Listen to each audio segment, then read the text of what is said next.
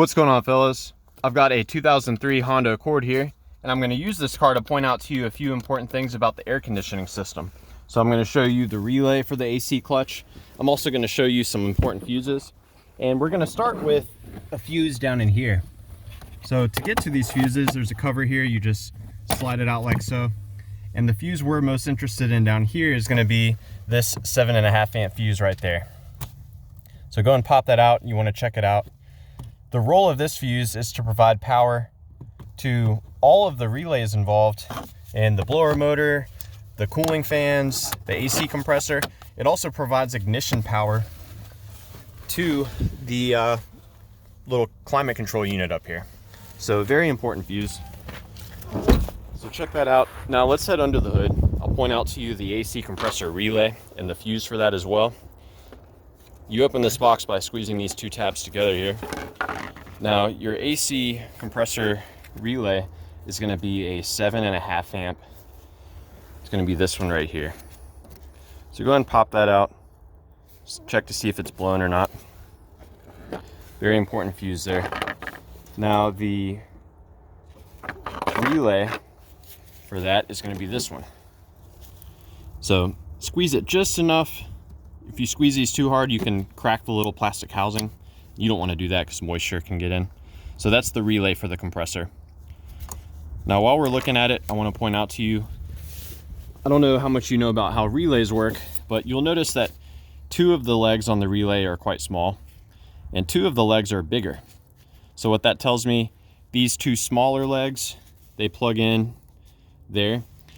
These are what receive the power in the ground for the relay to be activated. So we've discussed the power. The power comes from that 7.5 amp fuse that we looked at inside the car. The ground actually comes from the computer. And the computer may or may not ground, even if you want the AC on, if it detects that the level of Freon gas is too low. So if the charge is too low, or if the engine is overheating, the computer will decide to not provide a ground to turn on the AC in order to protect itself. So that's one thing for you to check. If you measure 12 volts between the two pins on the left, then the computer is indeed trying to turn the relay on. So feel free to swap in these other relays. These are for the cooling. Now the other two pins, those are larger. So those pins are actually what go to the AC compressor itself. So all that this relay does when it's activated is it connects these two pins together. So these two pins right there, one of those is going to be receiving constant power from the 7.5 amp fuse that I identified earlier.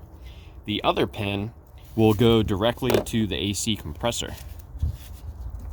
And if you apply power to that pin, then you should see the compressor engage.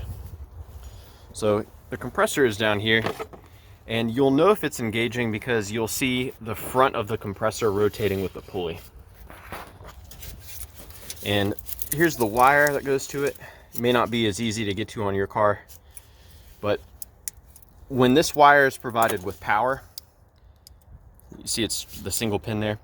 The power comes in through here from that relay, goes in through here, and it goes to the compressor and allows that compressor clutch to engage. So it may get to a point where you've checked the fuse, you've checked the relay, you've charged up the system, the compressor's still not coming on. If you disconnect this and you measure power at this point, but the compressor's not engaging, then you've got yourself a bad compressor. So yeah, giving you guys a few things to check out. I hope it was helpful for you. Be sure to let me know if you've got any questions. And again, I can't stress enough, before you provide power directly to that compressor, you want to make sure that your system is adequately charged. And you can do that, use the charge port up there, put some Freon in it, or put a gauge on there and see how it's reading. So yeah, be sure to let me know if you've got any questions, and thanks for watching.